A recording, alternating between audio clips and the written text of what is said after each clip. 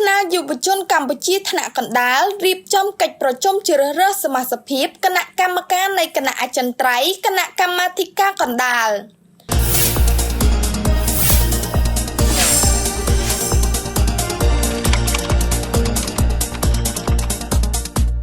នារសៀលថ្ងៃអាទិត្យទី16ខែសីហាឆ្នាំ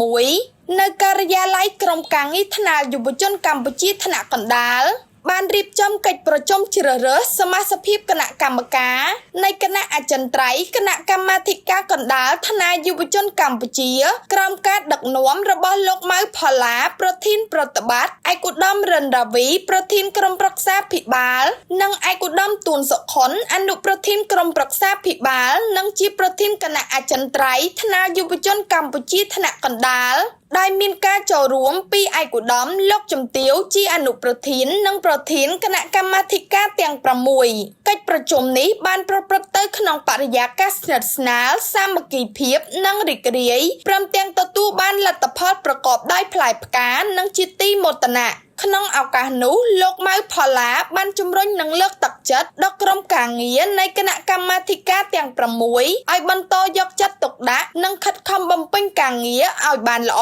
ប្រកបដោយប្រសិទ្ធភាពព្រមទាំងរៀបចំផែនការយុទ្ធសាស្ត្រឲ្យបានច្បាស់លាស់ជាពិសេសការរៀបចំសកម្មភាពនៅតាមមូលដ្ឋាននានាទូទាំងរាជធានីខេត្តដើម្បីឆ្លើយតបតាមទូនាទីភារកិច្ចនិងគោលដៅរបស់ក្រុមការងារនីមួយៗជាមួយគ្នានេះឯកឧត្តមទួនសុខុនបានរំលឹកដល់ក្រុមការងារអំពីភារកិច្ចនិងទិសដៅការងារដែលថ្នាក់ដឹកនាំបានដាក់ជូនកន្លងមកដោយជំរុញឲ្យមានការខិតខំកែច្នៃនិងអភិវឌ្ឍការងារឲ្យកាន់តែមានប្រសិទ្ធភាពព្រមទាំងពង្រឹងកិច្ចសហការជាមួយបុគ្គលិកនិងក្រុមការងារក្រមអាវ៉ាតដើម្បីរួមគ្នាពង្រឹងសមត្ថភាពនិងភាពរឹងមាំរបស់អង្គភាពឲ្យកាន់តែមានប្រយោជន៍និងប្រសិទ្ធភាពសម្រាប់ក្រុមការងារទាំងអស់ដោយឡែកឯកឧត្តមរិនរាវីបានថ្លែងអំណរគុណនិងកោតសរសើរដល់ថ្នាក់ដឹកនាំនិងក្រុមការងារគ្រប់ជាន់ថ្នាក់ដែលបានចំណាយពេលវេលាកម្លាំងកាយចិត្តនិងធនធានផ្ទាល់ខ្លួនក្នុងការចូលរួមអនុវត្តសកម្មភាពសង្គមនានាកន្លងមក